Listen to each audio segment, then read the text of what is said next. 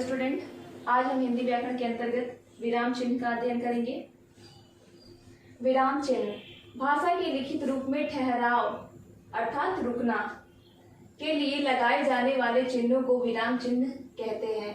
हिंदी भाषा में जब भी हम कुछ चीज लिखते हैं तो उसमें अगर हमें ठहराव लगाना हो, मतलब रुकना हो, तो उसके लिए जो लगाए जाने वाले जो चिन्ह होते हैं उन्हें विराम चिन्ह कहते हैं।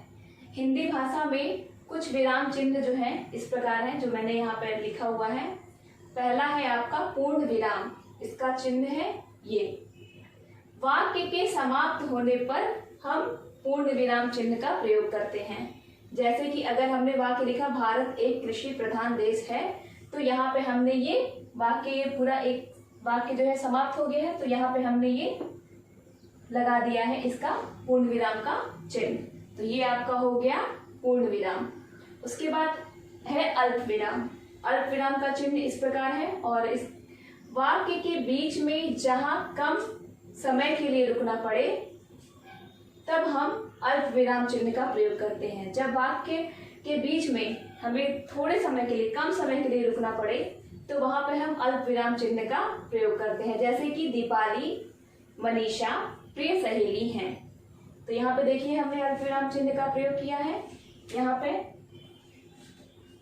इसके बाद आता है आपका अर्ध विराम चिन्ह। जब वाक्य में अर्ध विराम की अपेक्षा ज्यादा देर रुकना पड़े तो हम अर्ध विराम का प्रयोग करते हैं। जब वाक्य में, जैसे कि जब वाक्य में हम अर्ध विराम की अपेक्षा ज्यादा समय के लिए रुकते हैं तो हम अर्ध विराम चिन्ह का प्रयोग करते हैं। जैसे कि रात बीती, सवेरा हुआ, चिड़िया चहचहाने लगी, तो इसमें हम थोड़े ज्यादा समय के लिए रुके थे, इसलिए यहाँ पे हमने अल्प विराम चिन्हों का प्रयोग किया है। अब आता है प्रश्नवाचक चिन्ह। वाक्य में प्रश्न का बोध कराने के लिए अंत में जो है हम प्रश्नवाचक चिन्हों का प्रयोग करते हैं। जैसे कि क्या तुम कल कोलकाता जाओगे, तो यहाँ पे देखिए मैंने यहाँ पे लास्ट में प्रश्नवाचक चिन्ह लगा दिया है, क्योंकि इसमें प्रश्न पूछ रहा है कि क्या तुम कोलकाता जाओगे, इसलिए यह प्रश्नवाचक चिन्ह है, और इसलिए लास्ट में हमने क्या कर दिया है, अंत में प्रश्नवाचक चिन्ह लगा दिया है। इसके बाद आता है विस्मयादिबोधक चिन्ह। मन के भावों हर्ष, शोक, घृणा, इच्छा, ये सब क्या है, मन के भाव हैं। तो मन के भावों को प्रकट करने वाले वाक्यों में विस्मयादिबोधक चिन्ह लगाया जाता है। जब भी हम मन के भावों को प्रकट करते हैं तो उस समय हम क्या करते हैं, विस्मयादिबोधक चिन्ह लगाते हैं। जैसे कि वाह, वहां पे देखिए ये है विस्मयादिबोधक चिन्ह, वाह कितना सुंदर दृश्य है।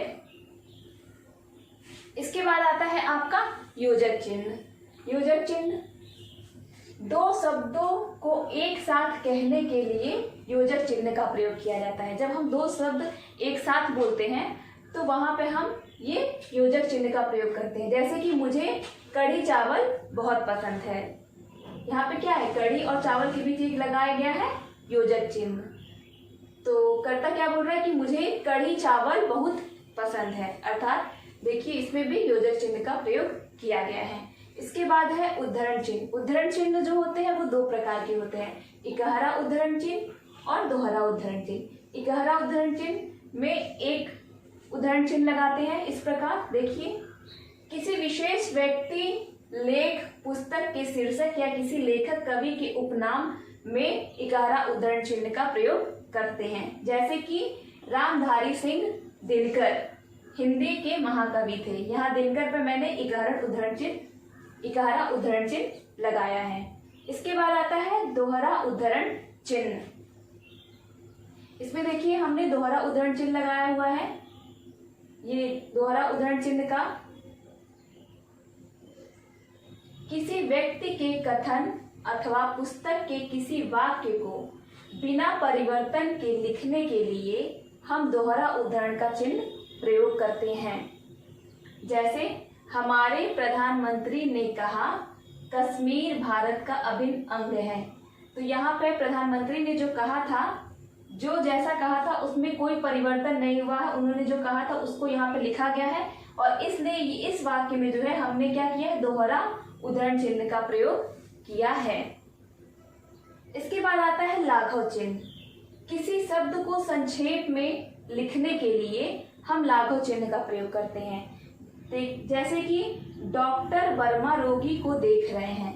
जैसे यहाँ पे डॉक्टर शब्द है तो डॉक्टर शब्द पूरा ना लिख के हमने सिर्फ यहाँ पे डा पे आ की मात्रा बना दी और यहाँ पे ऐसे लाघव चिन्ह का निशान बना दिया, फिर भी ये डॉक्टर हो गया, ये डॉक्टर सेंटेंस यानी ये शब्द जो है कंप्लीट हो गया। तो इसमें जो है लाघव चिन्ह का प्रयोग जो है हमने डॉक्टर में किया है।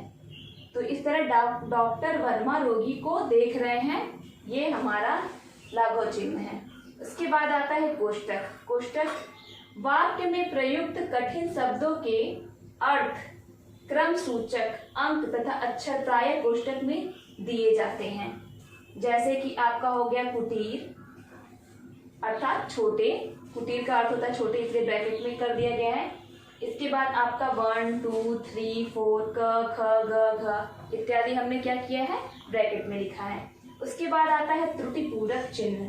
त्रुटिपूरक चिन्ह लिखते समय वाक्य में जब कोई अंश छूट जाता है तो छूटे हुए स्थान पर हम त्रुटिपूरक चिन्ह शब्द लगाकर छूटे हुए शब्द को जो है ऊपर की तरफ लिख देते हैं। जैसे कि देखिए यहाँ पे मैंने लिखा है मैं तुम्हारे साथ खाना खाऊंगा। इसमें खाना शब्द ऊपर इसलिए लिखा हुआ है क्योंकि यहाँ पे लिखते समय जब हमसे कोई अंश छूट जाता है तो उसको हम यहाँ बीच पे ना लिख के इस तरह त्रुटिपूरक चिन्ह का निशान बना के ऊपर लिख देते हैं, तो ये वाक्य जो है कंप्लीट हो जाता है।